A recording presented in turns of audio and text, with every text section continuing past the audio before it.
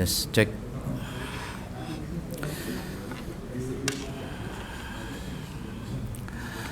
Bismillahirrahmanirrahim. Assalamualaikum warahmatullahi wabarakatuh. Innal hamdalillah nahmaduhu wa nasta'inuhu wa nastaghfiruh wa na'udzu billahi min shururi anfusina min sayyiati a'malina. May yahdihillahu fala mudilla lahu wa may yudlilhu fala hadiya lahu. Asyhadu an la ilaha illallah wahdahu la syarika lahu wa asyhadu anna Muhammadan 'abduhu wa rasuluhu la nabiyya ba'dahu.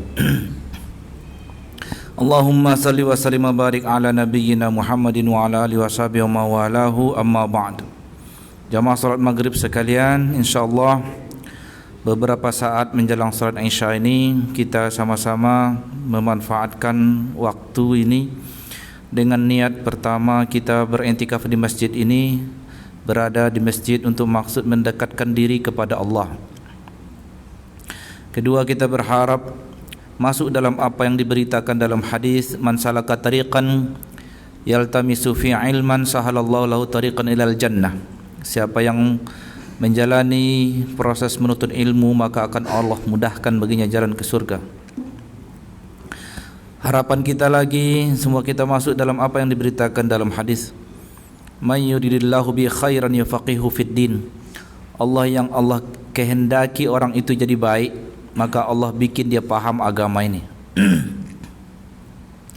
Tambah lagi hadis lagi, dalam berita hadis yang sahih Rasulullah sallallahu alaihi wasallam menyampaikan bahawa orang yang berkumpul di rumah-rumah Allah mempelajari ajaran Allah, maka Allah turunkan kepada mereka rahmat dan sakinah. Allah turunkan kepada mereka, disertakan oleh Allah kepada mereka para malaikat, dan disebutlah mereka di sisi Allah.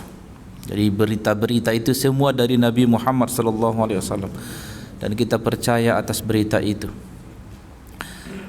Ini pekan keempat, hari Ahad. Seperti biasa kita dalam tadabbur ayat Al-Quran dari surah An-Nisa. Ayat yang terakhir yang sudah kita bacakan pada bulan yang lalu, yaitu terkait setelah ayat memberitakan tentang sifat pelit yang diberitakan dalam ayat 37, yaitu orang-orang yang yabkhalun, bakhil, menyuruh orang berbuat bakhil dan menyembunyikan apa yang Allah berikan kepada mereka berupa karunia. Wa a'tadna lil kafirina 'adzaban muhina, dan kami siapkan kepada mereka, orang-orang kafir itu, azab yang hina. Kemarin sudah dijelaskan sifat-sifat bakhil itu, bagaimana supaya bakhil itu disebut bakhil. Ringkasannya ya, bakhil itu disebut bakhil. Pertama, bakhil karena tidak menunaikan tagihan Allah berupa harta. Tagihan Allah berupa harta antara lain, kalau tagihan yang sifatnya harian ya nafkah. Yang wajib dinafkahi setiap orang itu ya pasangannya, istrinya, anaknya, atau jika dia mengangkat anak, maka anak angkatnya. Kalau orang tuanya tidak mampu, maka orang tuanya. Itu tagihan wajib namanya. Ditambah lagi kalau ada hartanya lebih dari nisabnya, maka ada zakat. Enggak ditunaikannya, bakhil dia. Nah, ada bakhil lagi. Itu sudah sih, cuma pas, hanya pas kebutuhan minimalnya saja, enggak ada longgarnya. Disebut juga dia bakhil karena enggak pantas. Kalau duitnya banyak, enggak lapang dikasihnya kehidupan keluarganya, sebutlah dia bakhil. Karena untuk penghasilan dia sebanyak itu, seharusnya belanja yang disetorkannya enggak sekecil itu gitu kan. Sebutlah dia bakhil. Nah, itu berita tentang bakhil. Di ayat 38 Allah memberitakan, walladzina yunfiquna amwalahum ria'an nas wa la yu'minuna billahi wa la bil yaumil akhir wa may yakuni syaitanu lahu qarina fasa'a qarina.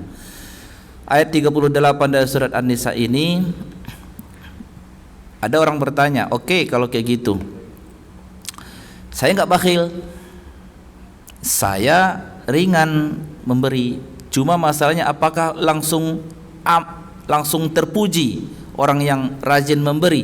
Belum tentu. Belum tentu. Kenapa? Karena ada disindir di ayat 38 ini. Orang ini memberi, nggak bakhil, cuma masalahnya motifnya. Ternyata di sini ada motif orang itu. Orang-orang yang menginfakkan harta mereka, motifnya cari muka sama orang.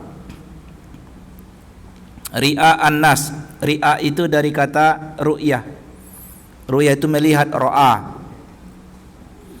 Jadi cari muka sama orang, itu motif dia. Mengasihi dia nggak pelit, ngasih, keluar duitnya. Tapi motifnya jangka pendek, gitu. Jangka pendek itu ya untuk meraih sesuatu yang dekat aja, ya mungkin perhatian, ya nama baik. Intinya kalau disebut ria itu intinya mendapatkan citra baik di hati orang melalui amal soleh. Itulah ria itu. Selalu yang menjadi apanya nih, tumpuannya ini amal soleh, ya nggak mungkin orang cari muka lewat amal buruk kan. Jadi yang menjadi pijakannya selalu batu loncatannya amal soleh. Maka kita bilang ria itu adalah mencari perhatian, mendapatkan citra baik di hati orang, ya kan, melalui amal soleh.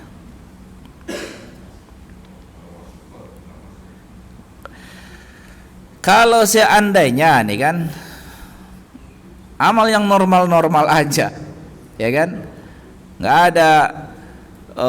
Kalau cerita amal soleh itu kan kita bilang sholat, zakat, umroh, haji, sedekah, ya kan, menolong orang, gitu ya. Ya udah. Tapi kalau dia ingin mencari citra baik di hati orang melalui olahraga, itu terserah dia. Iya deh. Iya enggak? Aku mau jadi pemain ini gitu. Pemain bulu tangkis yang jago katanya. Itu terserah dia, ya kan. Tapi kalau dia misalnya mengorbankan amal itu, sholat dia, kan sayang gitu loh. Karena nanti di sisi Allah amal orang ria itu, jangankan ria, jangan hanya mencari muka manusia. Kalau seandainya orang bercampur aja, dia mencari perhatian Allah juga iya, mencari perhatian manusia juga iya. Di hadapan Allah dibuang itu. Aku nggak mau dimadu, kata Allah. Aku nggak mau diduain. Diduain itu artinya disekutukan. Itulah yang dimaksud disekutukan itu. Allah nggak mau diduain dengan hambanya, karena Allah nggak ada duanya. Allah satu saja. Nggak itu apa namanya? Menista kesucian Allah itu. Makanya dibuang aja itu. Dilemparin ke dia, sudah nggak bernilai. Nah ini setelah ayat kemarin menghina, ya, mengejek sifat pelit. Mungkin dikira orang, oke, aku nggak pelit, ternyata belum aman. Nggak pelit pun belum tentu aman, karena jaga juga sifat dermawan itu, harus jaga motifnya yang baik. Karena ini amal mulia ini. Jangan bikin hangus nilainya hanya gara-gara mencari citra baik di hati orang. Inilah sindiran ayatnya. Walladzina yunfiquna amwalahum ria'an nas. Ria'an nas, jadi ria terhadap manusia. Ria itu bahasa Arab dari kata ra'a, melihat. Jadi kita bilang ya ria itu ya mengharapkan. Jadi ria itu mesti ada harapannya. Jadi bukan misalnya gini, kita nggak bisa menilai seseorang itu ria, karena nggak tahu kita harapan dia kan, nggak tahu kita. Kalau masalah dia pamer gitu kan, kita oh dia selalu memperlihatkan ini, ya, belum tentu dia ria gitu kan. Nggak bisa. Kalau kita pergi sholat ke masjid, macam mana mau orang tak tahu? Pasti orang tahu, ya nggak? Ini nggak ada urusannya. Karena orang tahu kita berbuat baik lalu otomatis ria, nggak ada itu patokannya. Jadi patokan ria itu gimana yang bersangkutan menaruh harapan di balik dari menaruh harapan dari amal ini. Jadi supaya terjebak orang ini ria karena dia berharap melalui amal soleh ini yang seharusnya murni. Murni itu terjemahan dari ikhlas. Jadi ikhlas itu artinya murni. Seharusnya murni mengharapkan perhatian Allah saja. Nah, itu jadi ikhlas itu murni mengharapkan perhatian Allah saja. Ibtigha'a wajhi rabbih. Ibtigha'a wajhi rabbihil a'la.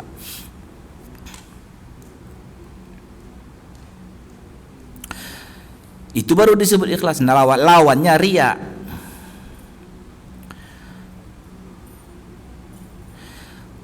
Nah, kenapa disertakan di ayat ini wala yu'minuna billahi wala bil yaumil akhir? Iya, karena orang yang mengharapkan citra baik di hati manusia itu tadi, dia enggak terpikir sesuatu harapan untuk kehidupan setelah mati. Sehingga disertakanlah sifatnya mereka ini orang-orang yang menginfakkan harta mereka riya, mencari harapan citra baik di hati orang, dan mereka tidak beriman kepada Allah karena memang dia tidak berharap kepada Allah. Wala bil yaumil akhir, dan dia tidak ada pikiran keyakinan akan ada hidup setelah mati. Padahal kita ini orang beriman, balasan itu ada setelah mati. Akhir ayat itu dikatakan wa may yakunis syaitanu lahu qarina fasa'a qarina. Siapapun yang setan temannya, maka buruklah teman itu. Yang menjadi ceritanya akhir ayat ini kenapa dihubungkan dengan syaitan? Karena yang merusak amal manusia itu adalah syaitan. Dan syaitan itu sumpah dia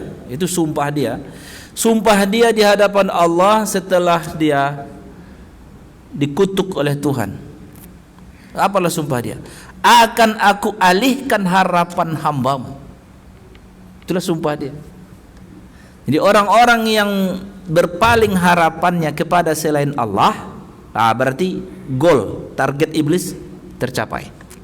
Itu berarti si orang yang beramal ini sudah valid menjadikan syaitan sebagai qarinan. Qarin itu artinya sahiban, yang mempengaruhi dia dalam beramal. Yang mempengaruhi dia dalam beramal. Nah, kalau itu yang dipilihnya teman, maka itu sa'a qarinan. Sa'a itu bahasa Arabnya itu fi'il madi dari kata su itu jelek. Sa'a qarinan. Nah, jadi ayat ini menasihat, satu sisi ayat ini menyindir orang-orang yang tidak beriman, yang mereka juga mengorbankan harta, berjuang dia, orang-orang musyrik, orang-orang kafir, orang-orang munafik, di mana itu mereka keluar duit juga, iya, untuk maslahat mereka, iya, nyumbang juga mereka, iya, tapi ya sumbangan itu nggak sampai dalam kehidupan mereka setelah mati. Nah, bedanya kalau orang beriman, harapannya enggak begitu, harapannya jangka panjang. Gini, apa faedahnya kalau kita beramal dengan harapan jangka panjang ini? Aman secara kerohanian. Aman secara kerohanian. Paling tidak kita terhindar dari rasa kecewa berat kalau seandainya hasil sumbangan kita, derma donasi kita enggak seperti yang kita harapkan. Kenapa? Ya, toh harapan kita maksudnya tidak seperti yang kita harapkan di dunia. ternyata disalahgunakan orang, misalnya kan gitu, dapat berita ternyata dia enggak sesuai dengan harapan, donasi yang dikumpulkan kemarin enggak sesuai dengan harapan, ya udah, karena kita ikhlas, karena kita harapan kita jauh yang setelah matinya harapan kita, jadi apapun yang terjadi dengan donasi-donasi ini yang kita enggak ada masalah. Itu hikmah terbesarnya dari ikhlas, karena setiap orang berinfak itu ya udah dia titipkan harapannya kepada Allah, udah tidak ada daya upaya dia lagi di balik harta itu. Kalau tidak, itu hikmahnya. Dan kedua tentu karena orang itu ikhlas, karena orang itu hanya berharap kepada Allah dan dia mendambakan sesuatu wujudnya nanti setelah mati, maka dia juga enggak perlu mengungkit-ungkit pemberiannya. Karena dia kalau mengungkit-ungkit pemberiannya batal amalnya. Karena ayat Al-Quran di surat Al-Baqarah memberitakan begitu. Ya ayyuhalladzina amanu la tubtilu sadaqatikum bil manni wal ada. Hai orang-orang yang beriman, jangan kalian batalkan sedekah kalian dengan cara mengungkit-ungkit kebaikan kalian, apalagi kalau sempat kalian mengata-ngatai si pemberinya, mengata-ngatai si penerimanya. Nah, ini rusak, ya nggak sampai ke akhirat, gugur di tengah jalan, padahal dia udah berkorban, sayang kan? Nah ini, sebagai alasan logis bahwa kita ini harus ikhlas, ayat 39 memberitakan begini: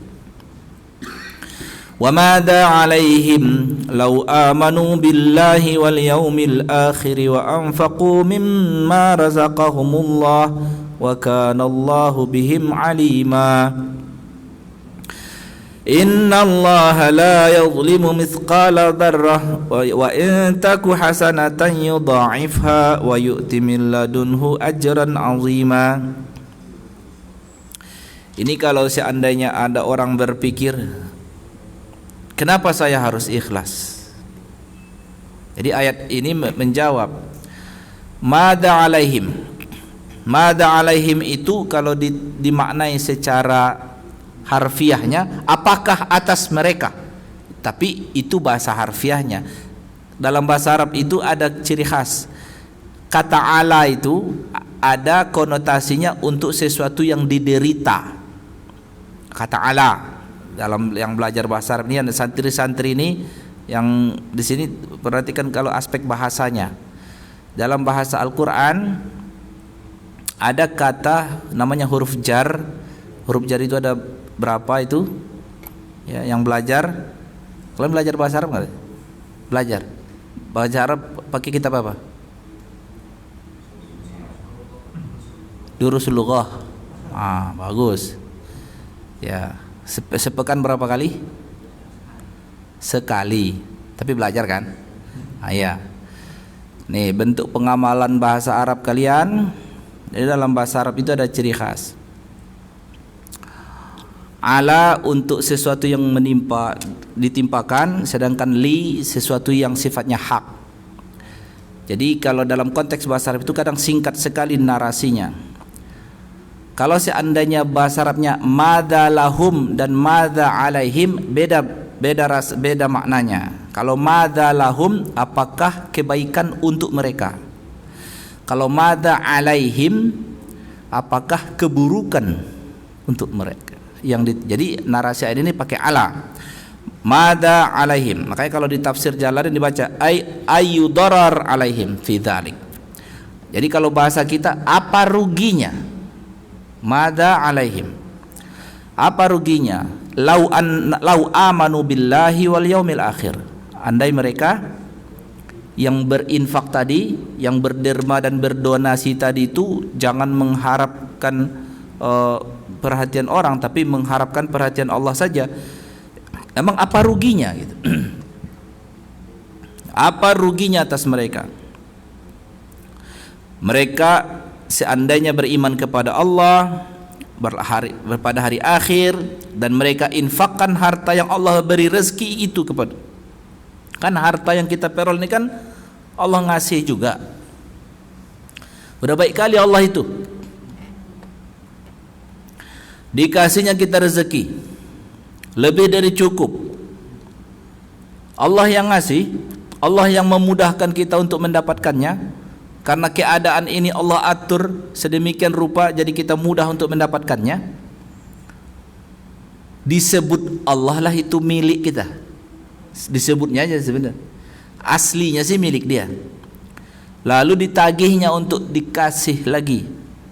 Dikasihnya pun bukan kepada Allah, dikasih kepada sesama manusia. Lalu dikasih oleh Allah janji upahnya. Kan baik kali Allah itu. Udah dikasihnya harta, ya kan? Udah dikasihnya harta, nih harta dikasih sama Allah. Habis itu ditagih, nah sedekahin. Udah dikasihkan, kau bagus, aku kasih kau upah. Tuh, begitulah Allah itu sama kita kan? Kayak kita aja rasa yang punya, padahal Allah lah sesungguhnya yang memudahkan itu, keadaan itu, sehingga kita mudah untuk memperolehnya.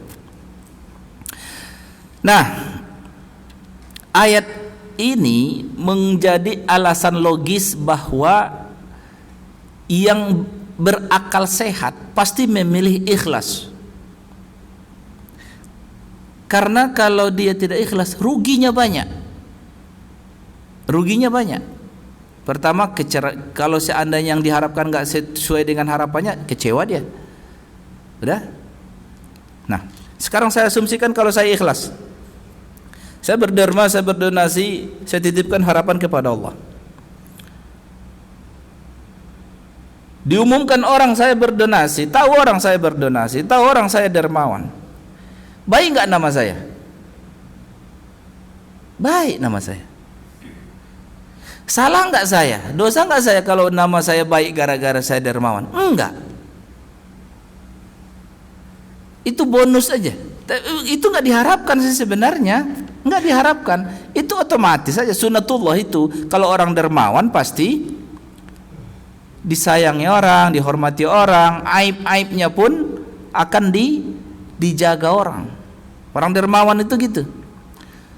Ya, orang dermawan aibnya itu dijaga orang. Sungkan orang mengeksplornya, menceritakannya ke orang-orang banyak. Lain cerita kalau orang pelit. Oh, kalau orang pelit sedikit pun aib dia diceritain orang. Mungkin ditambah-tambah orang bahkan yang bukan aib dia.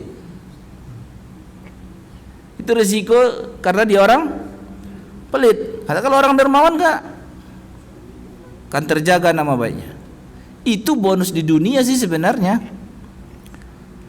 Kalau kita berniat ikhlas, harapan kita murni kepada Allah, nanti setelah mati kita dapatkan harapannya, dan ternyata di dunia ini kita dapat juga kebaikannya, itu bonus tuh.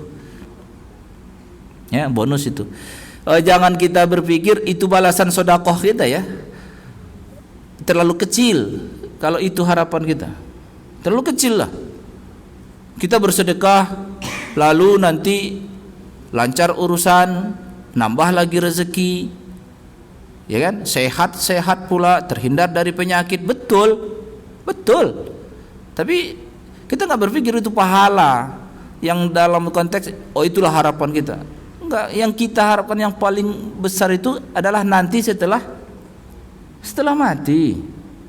Kalau di dunia ini ya habis begitu aja udah. Nanti yang besar itu setelah mati itu. Di situ yang kita harapkan nanti ketika di pengadilan tuh. Nah, nampak di situ apa yang menolong kita itu ya amal itu. Nah, itulah bedanya harapan jangka pendek dan harapan jangka panjang. Jadi harapan jangka panjang itu ya kehidupan setelah mati. Nah, ini ayat ini, apakah ruginya atas mereka kalau mereka beriman kepada Allah, beriman kepada hari akhir, menginfakkan harta mereka karena itu Allah yang memberi rezeki mereka. Wa kana Allahu bihim alima, dan Allah tuh tahu. Jadi jangan ada seorang hamba berpikir misalnya gini, nanti tercatat enggak? Itu hanya terjadi di dunia. Orang jasa baik dia lupa orang mencatatnya, sehingga enggak ada nama ada di deretan donasi itu di dunia bisa itu. Tapi kalau di akhirat enggak ada itu. Di akhirat tercatat semua. Jadi jangan ada misalnya seorang manusia berpikir tentang Tuhannya, aku khawatir nanti jangan-jangan di akhirat enggak ada catatan. Enggak ada. Wa kana Allah bim ali, Allah alim. Allah mengetahui.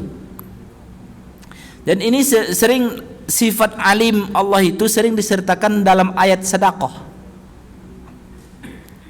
Dalam surah Al-Baqarah juga ada ayatnya itu. Wa ma tunfiqu min khairin fa innallaha bi alimah. Apapun yang kalian infakkan dari kebaikan, Allah tahu. Jadi kata Allah tahu itu sebagai penyerta kata di ujung ayat untuk menghubungkan bahwa seakan-akan kalau ada orang berpikir ini nanti dikenang nggak jasa saya ini. Kalau Allah pasti mengenangnya, Allah mengetahuinya. Jadi jangan nanti berpikir Allah nggak tahu.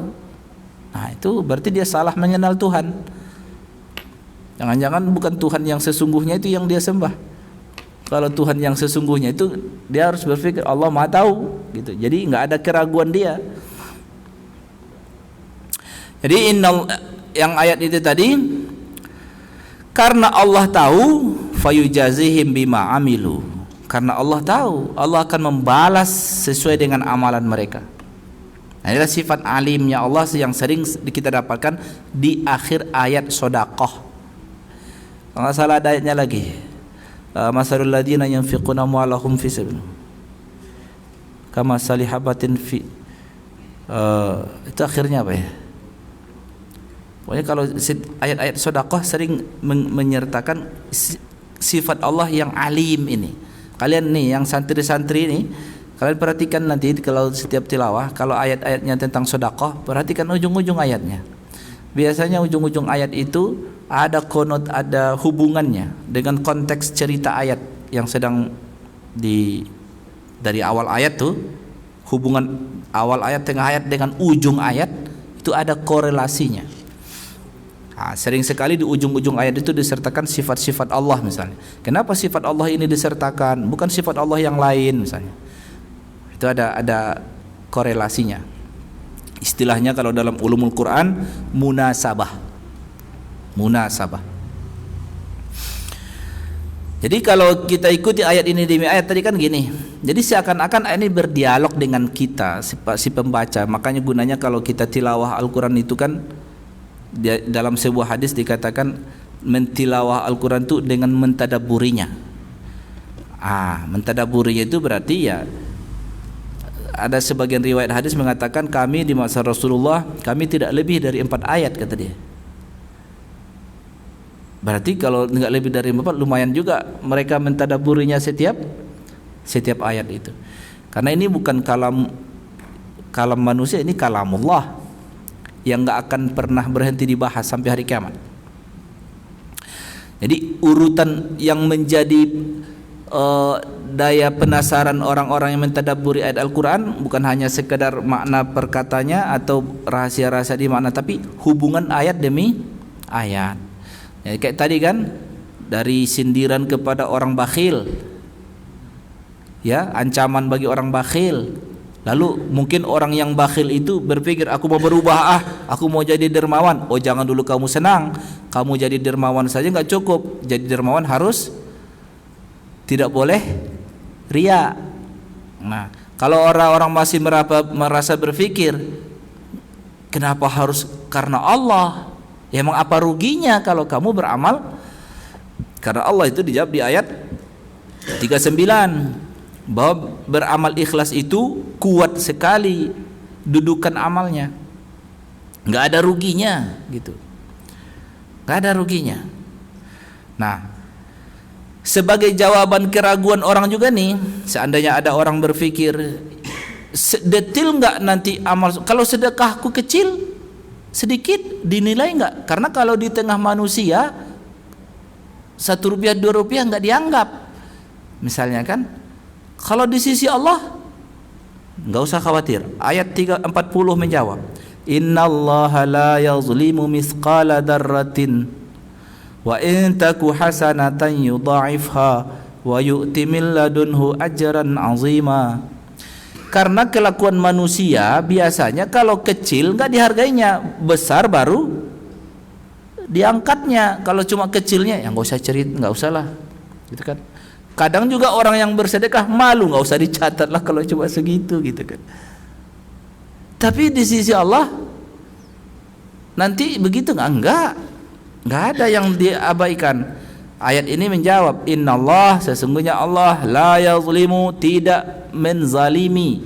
Zalim itu berarti Allah menjanjikan hak, tiba-tiba enggak Allah tepati, itu zalim Allah berarti. Allah mustahil zalim. Jadi dinyatakan dalam ini, Innallaha la yazlim, tidak akan menzalim. Misqala darrah, seberat darrah.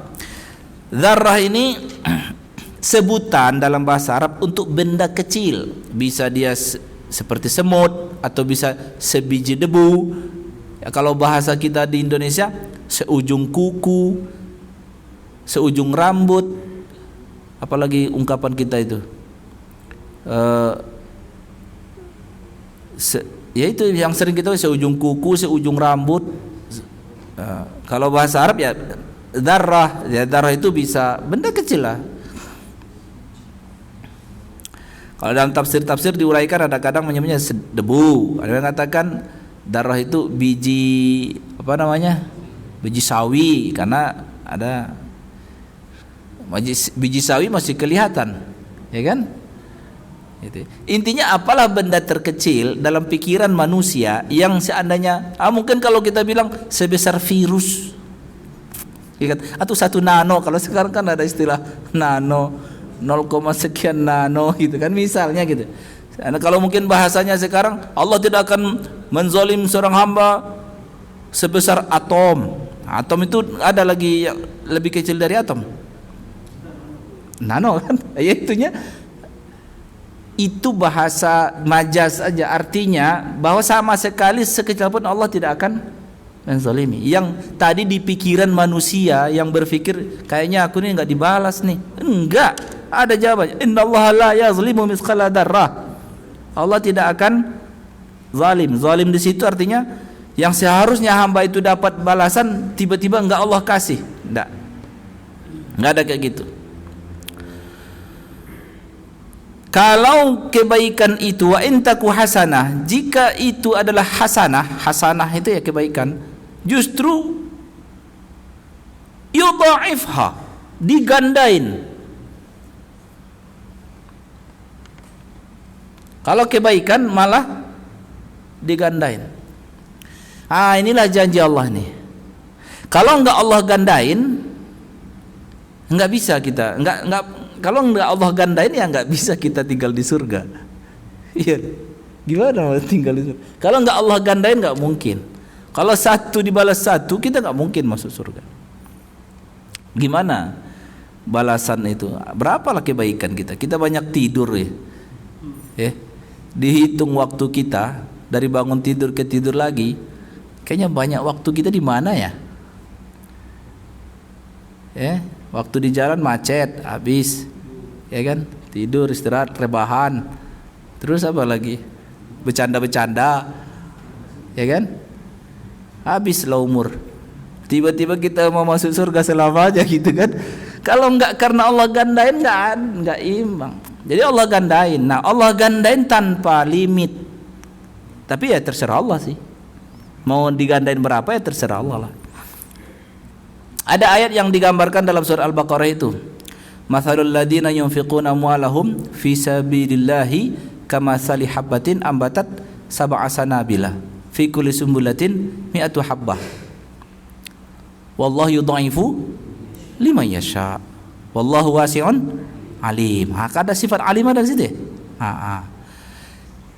Jadi bukan 700, itu baru gambaran. Setelah itu Allah melipat gandakan 5 yasha terhadap siapa yang dengan. Jadi enggak terbatas hanya 700. Paling tidak 700 itu kenapa harus diceritakan begitu Ustaz dalam ayat? Ya paling tidak menarik perhatian kita bahwa 700 itu sudah banyak. Investasi apa yang bisa menjanjikan sampai 700? Ada Ustaz, apa? Bitcoin katanya. Tapi kan dia jatuh harganya lagi.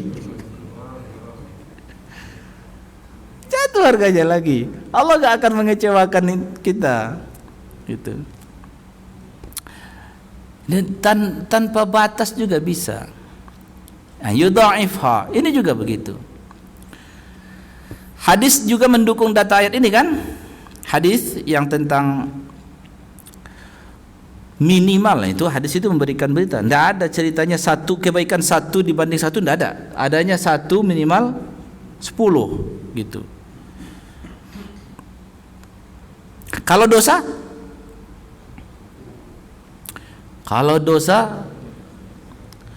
kalau dia niat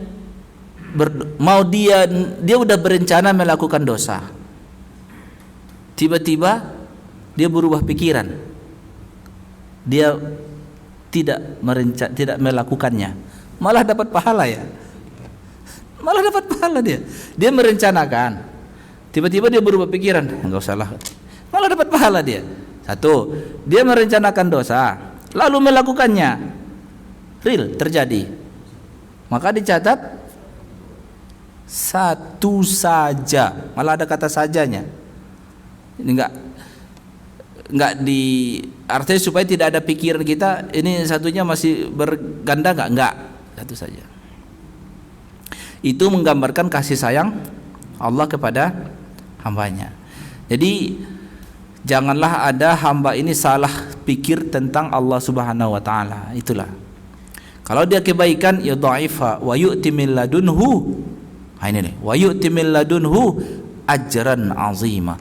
Jadi Allah bisa membalas satu kebaikan itu, Allah kasih upah yang aziman. Benar.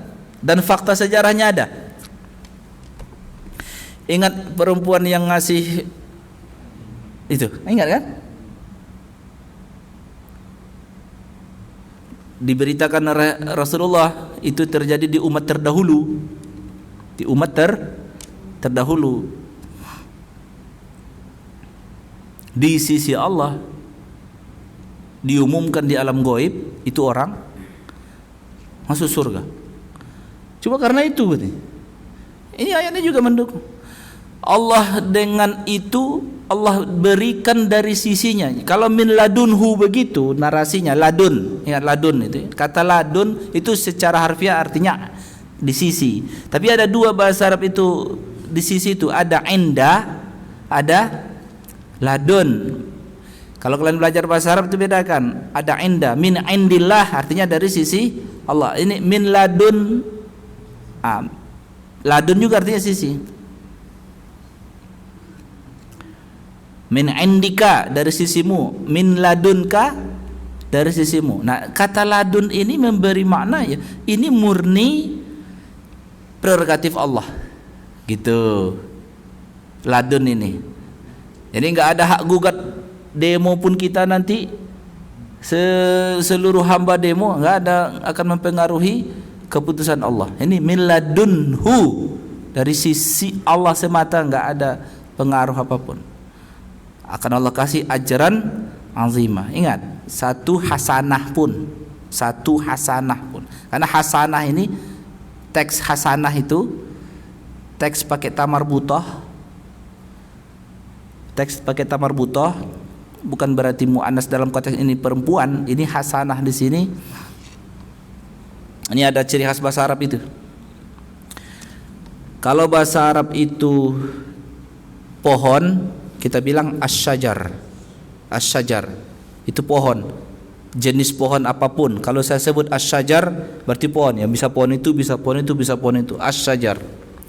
Tapi kalau saya sebut syajaratun tanpa alif lam ya, syajaratun itu berarti satu pohon saja. Itu bahasa Arab.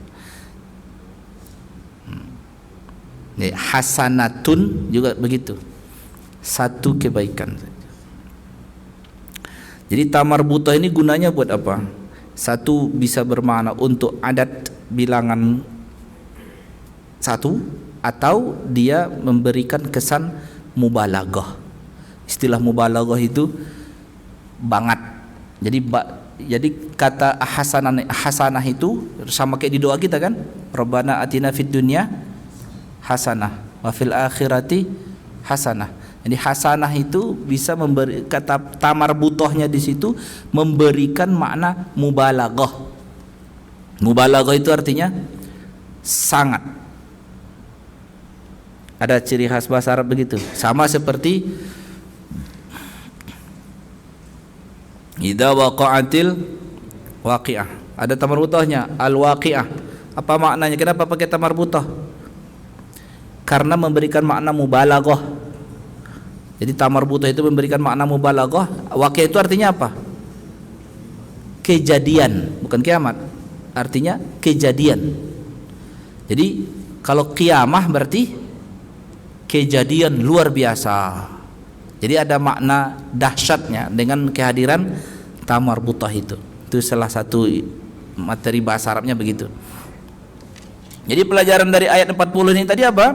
Masih sebagai jawaban atas keraguan-raguan pikiran hamba Allah yang tidak mengenal Allah, yang dia pikir Allah itu kayak manusia, ada kelemahannya mungkin dipikirnya. Allah jawab di ayat 40 ini, Allah tak menzolimi sezarrah pun.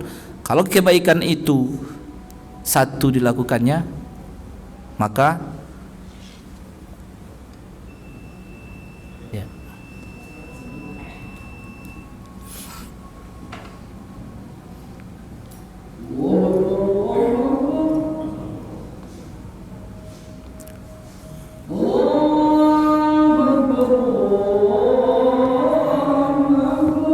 Allahumma salatul qaimah di Muhammad innaka la. Baik, kita lanjutkan pembahasan dari ayat-ayat ini tadi. Dari ayat-ayat yang sudah diberitakan. Jadi tadi kalau kita mentadabburi ayat Al-Qur'an tadi apa saja selain kita memahami teksnya, makna tafsir dari perkata itu, para ulama juga mentadabburi hubungan ayat demi ayat.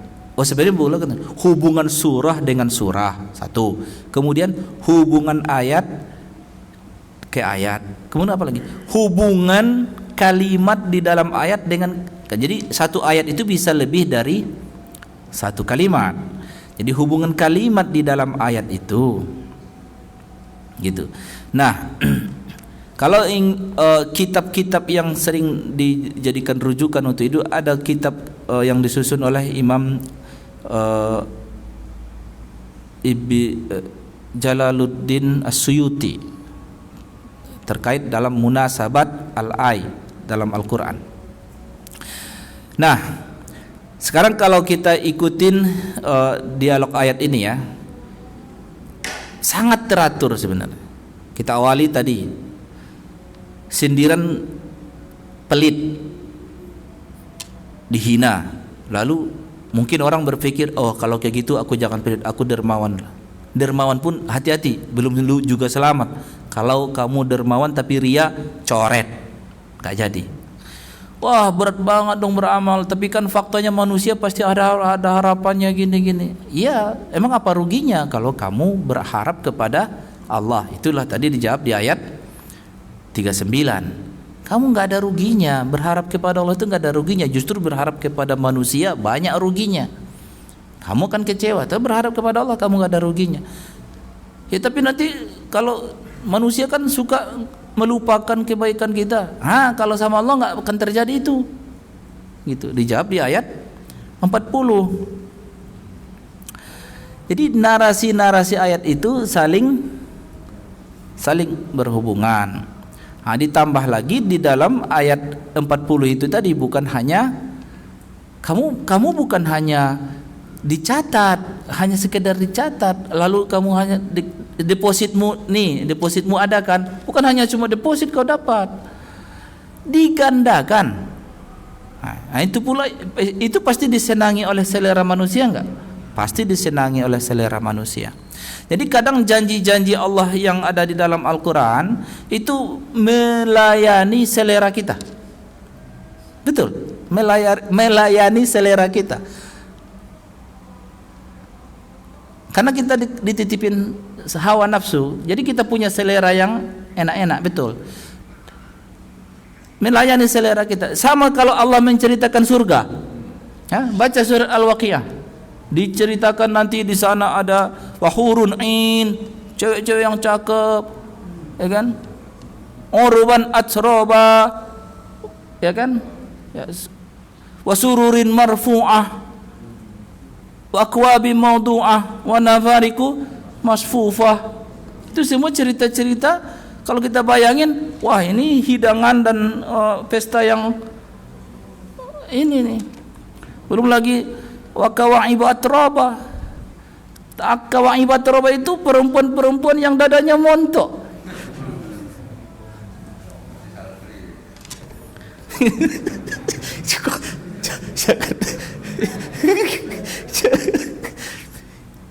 Tapi itu real, memang narasi air itu kawaib itu memang itu maknanya gitu.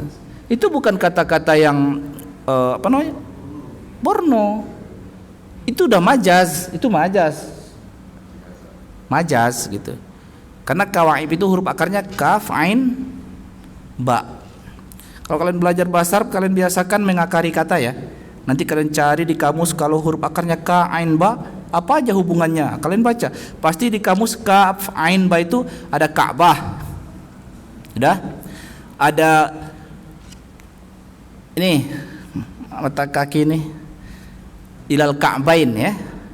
Itu baru yang tadi sifat kawaibah. Bingung kalian pastikan apa hubungannya ya? Ka'bah.